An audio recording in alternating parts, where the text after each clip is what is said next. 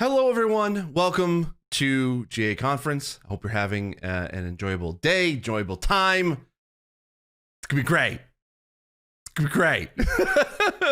I have no idea where this fits in the schedule, so it could be literally before everything else or literally afterwards. I don't know.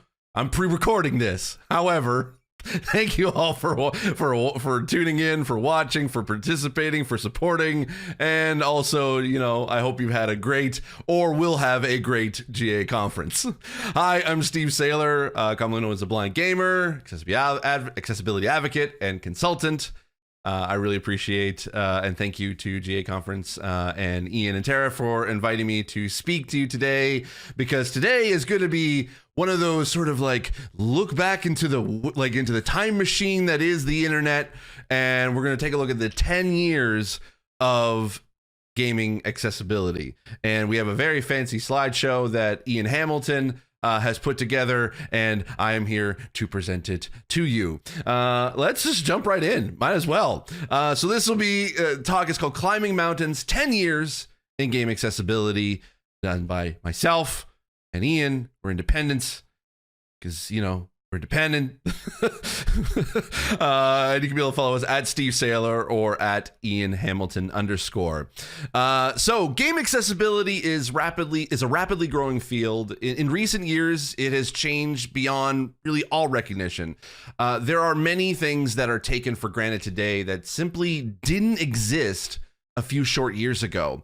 So to help us remember where we've come from and see the trajectory we're following, today we're going to take a little look back through time, and we're going to have some fun along the way too.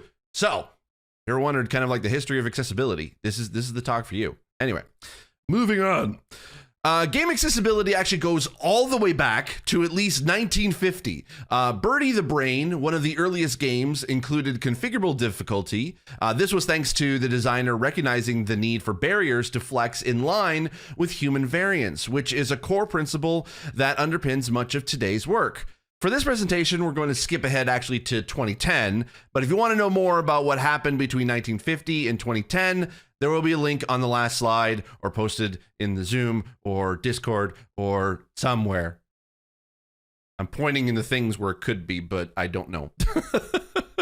All right, so let's jump ahead. So, what was the landscape like in 2010? It was largely focused around three groups: Special Effect, which had been around since 2007, Able Gamers, which was founded in 2004, and a few handfuls of independent developer, gamer, and academic advocates, a group of which actually banded together as the IGDA's Accessibility SIG, or SIG, back in 2003. Hardware accessibility was mostly homebrew and hacks. There was very little accessibility awareness or implementation amongst devs, especially in the AAAs, with the rare exception being actually Ubisoft's requirements for subtitling and epilepsy testing that had come in around 2008. There were no full-time accessibility roles anywhere in the industry. There were widespread negative attitudes actually from gamers. This all very different to how things are today, so I'm going to take you on a little stroll through a few key moments of that journey. First off, I'm going to start off with a feature. This is actually a setting added into FIFA 2010. On the slide, you can be able to see that it shows a picture of a controller. It actually looks like a PlayStation 3 controller or a PlayStation 2 controller. I'm blind. Forgive me. But it has basically a preset for two buttons where basically if you hit circle to shoot, X to pass, R2 to sprint, which was an optional button, and you use the left thumbstick to move the player. So now it actually was able to, FIFA 2010 was able to reduce the complex controls down to just a stick and two buttons. It did this through a healthy dose of contextual guessing at player intent. It's a really nice feature that many games today could learn from. This was actually pretty typical of accessibility in 2010. Occasionally a single feature would pop up, usually a feature that wasn't designed with disability in mind, but still had an accessibility benefit. But there were some comprehensive efforts too, like Shoot One Up by solo indie dev Nathan Fouts, who had a range of features that are only just beginning to spread now. Game speed, high contrast, auto fire, even an option to reduce the controls to a single button. For a long time, it was indies like these who were at the forefront of innovation. Also in 2010, the Accessibility SIG or SIGS website launched, which was the first real collection of accessibility research, best practices, and advice. And the BBC actually also launched their internal publisher level mandatory game accessibility standards. Meanwhile, actually over in Washington, D.C., a law called the CVAA was signed in. Not many people in the industry were aware of it at the time, but it would come to have actually great influence. So, jumping across over to Australia, 2011 saw a big step by Film Victoria, an Australian government body that provides grant funding to the creative industries. They had accessibility requirements for film and TV. For example, you weren't allowed to get funding unless you were subtitling. For example, you weren't allowed to get funding unless you were subtitling your output. But there was nothing for really games, so they decided to change that. They used a simple approach, ask devs how they were considering accessibility, then a box underneath that says, if you aren't considering accessibility, tell us why. 10 years later, and not one developer has ever put anything in that second box. This carrot approach for prototype funding meant teams considering it early and allowed the local dev scene to race ahead. Elsewhere, single features were plodding on. Ian wrote this script, by the way, just very British. Elsewhere, single features were, moving at a sort of slow pace, influenced by disabled gamers. MLB The Show launched with a single button assist mode after input from Hans Smith. Dead Space gained button remapping, which I hope is still going to be in the Dead Space remake. Please, I'd love to see that. Following a petition from Gareth Garrett. The Daggers accessibility review site was launched by Josh Straub, and in Florida, Tara Volker kicked off an accessibility challenge at a local global game jam site. This grew over the coming years. Now every year, Global Game Jam has optional accessibility challenges across every site around the world, taken up by tens of thousands of developers using awareness-busting misconceptions and giving hands-on experience. Now, moving into 2012, two new resources launched, Includification by Able Gamers and GameAccessibilityGuidelines.com by a collaboration of developers, academics, and specialists. These were not the first accessibility guidelines for games, but they were the first two resources to gain wide-scale traction with developers. The Warfighter Engage charity was founded, aimed at using and adapting gaming technology in rehabilitation of service and injured veterans. I'll be coming actually back to Warfighter Engage again when we get to 2018. Dion Decker launched. This was an award-winning Wii game designed for sighted, partially sighted, and blind children to play together. A lengthy Ubisoft forum thread went up pleading for remapping in the upcoming Assassin's Creed 3. They never did get it. However, button remapping didn't arrive until AC Origins some years later. But every single reply on that thread was a positive message of support for disabled gamers. That felt like a watershed moment, a sign of shifting understanding and expectations of the wider gaming community. In 2013, Injustice became the first AAA game to consider blind gamers. Fighting games are actually generally pretty blind accessible. Through a combination of stereo sound and good sound design, you can usually tell exactly where each fighter is and exactly which move they're pulling off. But Injustice added interactive background objects like the tree here you actually see on the slide on the right that Bane is about to reach into the background, rip out, and hit Raven over the head with it. So the developers added an option to turn on a simple audio ping when a player is standing in front of an object like that. Australia continued their push with a new dedicated accessibility award category in their annual Australian Game Development Awards, something that actually would come back with a vengeance in 2020. And in response to a Change.org petition by a deaf gamer, Steam added info to store pages to say whether each game has subtitles, and also offers the option to filter the store to only show games that have them. A free-to-use game accessibility symbol was developed by Barry Ellis of OneSwitch and has since spread through games, documentation, and events as a standardized way of signifying accessibility information. In 2014, several prominent AAA games included colorblind support either at launch or through patches, such as Borderlands 2 and SimCity. At the same time, Kotaku and IGN published widely read articles on color blindness. These two things together resulted in a rapid increase in awareness and consideration over the following years. It was the first time that any accessibility consideration had approached being a common, let alone standard, consideration. to the extent that just 2 years later, it had gone from a rare novelty to something that players expect. In 2016, a journalist put out an apology piece for failing to mention in their review of The Witness that the game was not colorblind accessible. We've since seen the same thing happen with QTE toggles and with subtitle presentation, features progressing from rare to expected within just a couple of years. And a couple of years can be within the development cycle of a single game, so you need to stay ahead of the curve. If you can do that rather than fall victim to those changing expectations, you can be one of the people setting them. So yes, start development early. Takes years to do this, so start it early. Makes it a lot easier throughout the entire development. I think probably a lot of us are going to say that throughout this entire conference, but just, yeah, start early. That little aside from me. Still on the topic of colorblindness, Unreal Engine implemented a colorblindness simulator, which was the first time an engine made steps to help developers make their game more accessible. You can expect to see more of that in the future. The Quad Stick launched, which is a SIP Puff controller that builds upon Ken Yanklowitz. I hope I'm pronouncing that correctly. Ken Yanklowicz's 30-year legacy of accessible controller development. And an article by Richard Moss went up on The Verge called Why Accessibility Matters, involving a wide range of accessibility advocates, gamers, and developers. Articles like that are pretty common today, but for its time, this was a huge milestone. This article is where it really felt like accessibility was becoming a broad, encompassing movement. 2015 saw the first impact of the CVAA legislation in the form of the compliance waiver for consoles and networks coming to an end. This meant that any communication functionality in products like a PlayStation or services like Xbox Live must by law be accessible to all kinds of disabilities.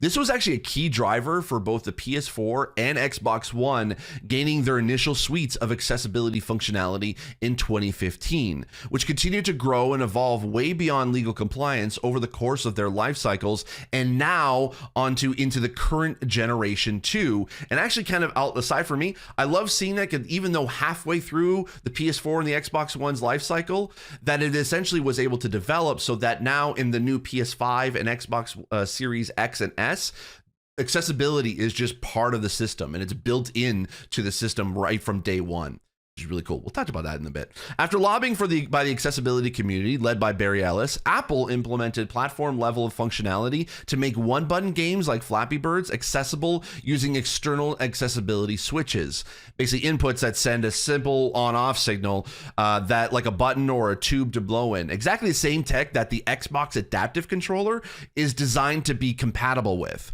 This made thousands of games accessible to hugely undeserved audiences literally overnight. Evolve became the first AAA game to publish accessibility info on its website. Destiny became the first AAA game to include an accessibility menu. I love Destiny. Oh my gosh, I love Destiny. Anyway, sorry. The menu only included 2 options, and separate accessibility menus aren't necessarily a good idea, but you know what? For 2015, it was a huge step, and I'm a Destiny fanboy. Come on. I'm sorry. Anyway, 2016 saw the launch of Uncharted 4, a AAA title with what by 2016 standards was a vast array of accessibility considerations.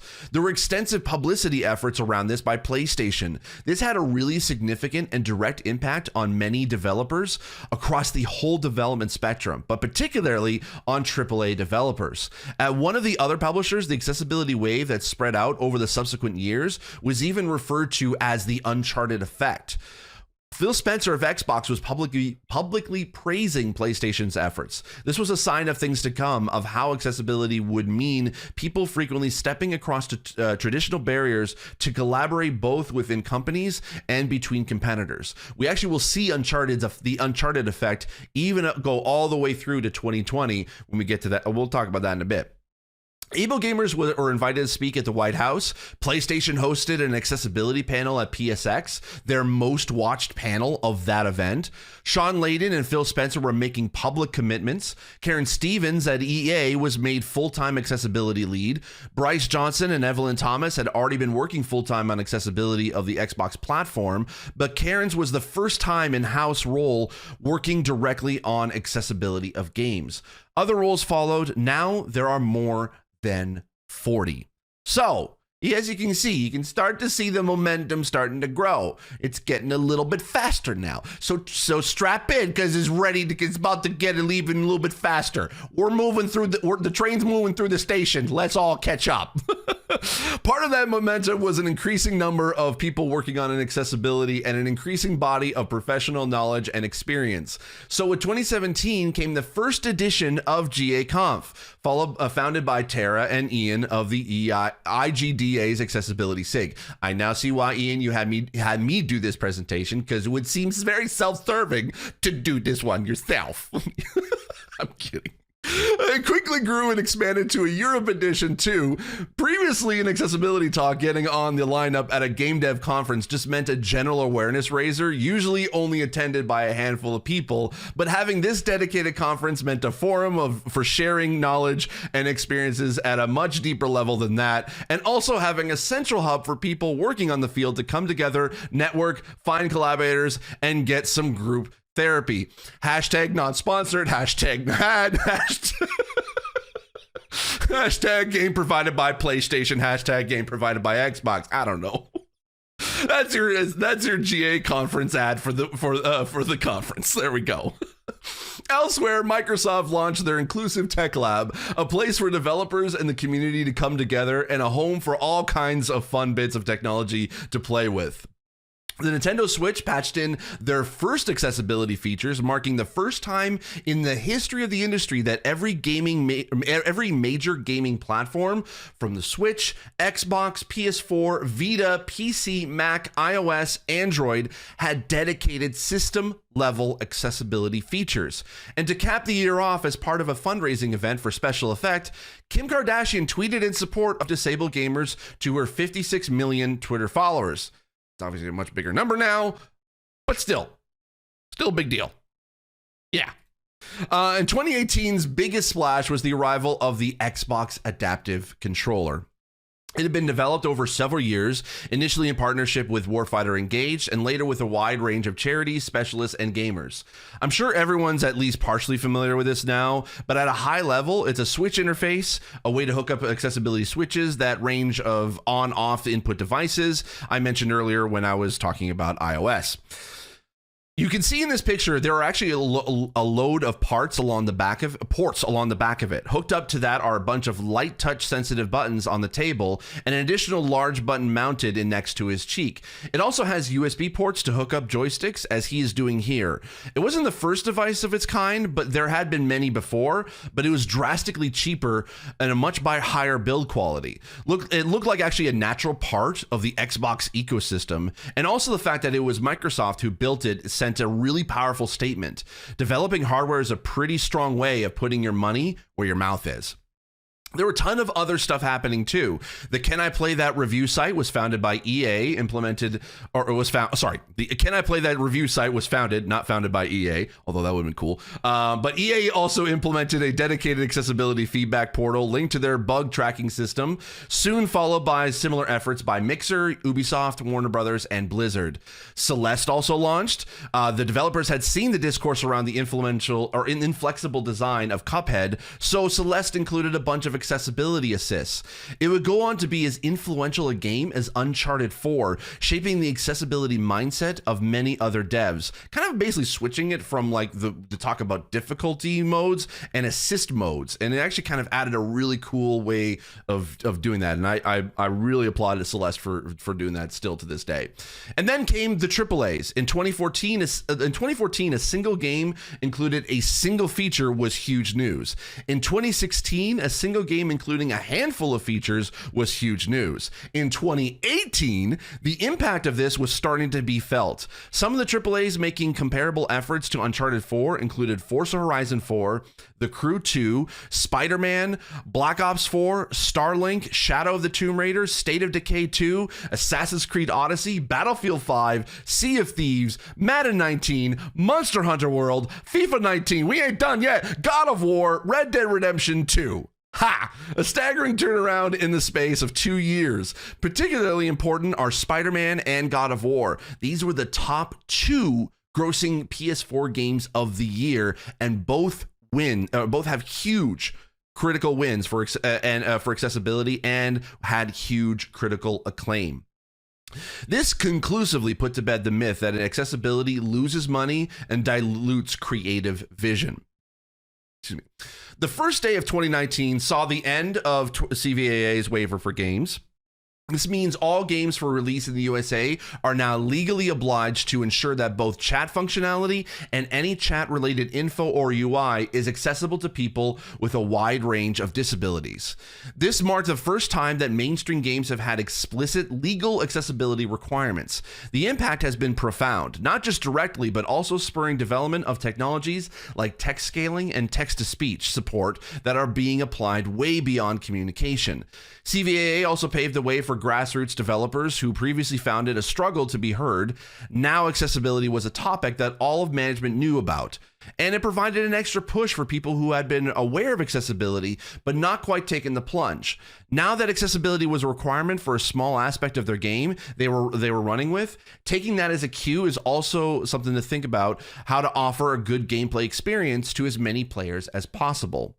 Elsewhere, Microsoft paid a vast sum of money for an ad spot about the adaptive controller at the Super Bowl. Over 100 million people watched it. T-Pain even tweeted about it. Cher even tweeted about it. Able Gamers launched their new APX design patterns. Google included accessibility information and filters in the Stadia Store and Google Play app. Accessibility megathreads became a thing. Tweets about accessibility issues that receive many thousands of likes and shares and many hundreds of replies.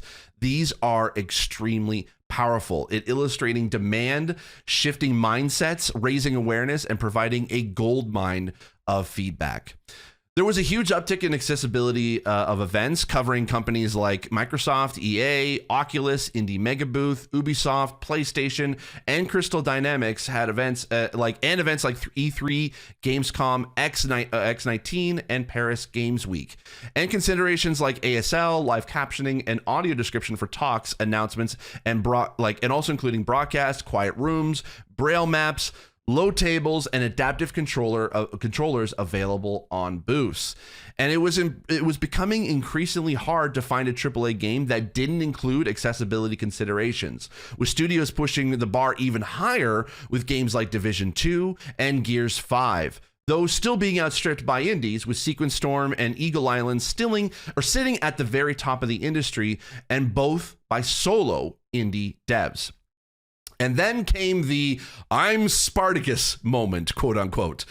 In response to Sekiro-related gamer tweets claiming that accessibility compromises developers' vision for their games, Cory Barlog of Sony Santa Monica tweeted, "Accessibility has never and will never be a compromise to my vision," end quote. Rami Ismail of Lambert copy-pasted, and many other developers from all across the industry followed suit, either saying the same or adding their own extra detail as to why. This outpouring of support, more than any other recent progress, was a clear sign that accessibility was now truly part of the fabric of the games industry. I didn't include this slide in here. This is all Ian.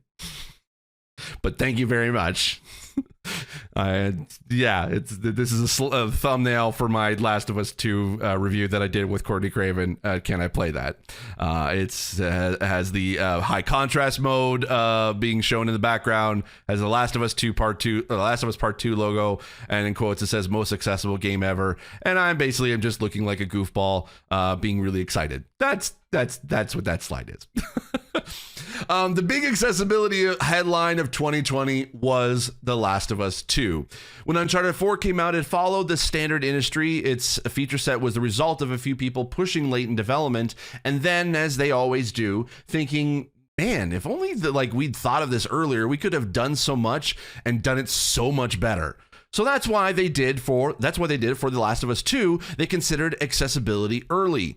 The result, combined with plenty of user research and working with a range of consultants, was a game that shot the bar way up, including both the first AAA game to be built from the ground up to be fully playable by people who are completely blind. But it was a busy year elsewhere too, for mainstream hardware developers jumping on board with Logitech's Adaptive Gaming Kit and Hori's equivalent to the Xbox Adaptive Controller, but for the Nintendo Switch. The launch of the new platforms, including full controller backwards compatibility for the Xbox Series X and S, including expensive accessibility devices, and a whole swath of new accessibility goodies for the PS5. A whole bunch of new resources for both developers and gamers. I should mention that, yeah, basically with the new PS5 and the Xbox Series S, they were able to not only take what they included in the previous generation, but able to expand and actually add a lot more. And as was mentioned, including full controller backwards compatibility for the Xbox Series X and S, yes, the adaptive controller does work with the new consoles. Really great. It's awesome. The arrival of audio description for trailers, which is a separate audio track narrating what is happening visually for people who have a difficulty seeing it. Ubisoft was actually the first company in any industry to implement YouTube's beta audio description functionality. Basically what they did was there's a beta version on YouTube. You can actually upload multiple audio tracks. It's generally used for having one video but multiple language tracks, but it was the first time that any company actually included an audio description track as one of the things you can be able to select on YouTube based in the player. Really, really cool stuff. This was actually a continued acceleration of breadth and depth of considerations in games, from Hyperdot to Assassin's Creed Valhalla, from Moving Out to Miles Morales. This was all capped off at the end of a year by an explosion in accessibility awards, both dedicated accessibility specific ceremonies and mainstream gaming awards adding categories for accessibility, including, of course, the Game Awards, which was watched by over 80 million people.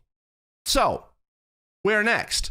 That brings us up neatly to 2021. I hope what you've seen has given you a bit of a sense of where we've come from and the trajectory we are on now. The trajectory it needs to be on. There still hasn't been a single AAA game has managed to nail all the basics of text size, subtitle presentation, effect and camera intensity, remapping, and colorblind support. We are still a very long way from any gamer being able to pick up any game and have a reasonable expectation that they won't be needlessly locked out. But the momentum is there. People care. People are learning. People are collaborating to drive the field forward.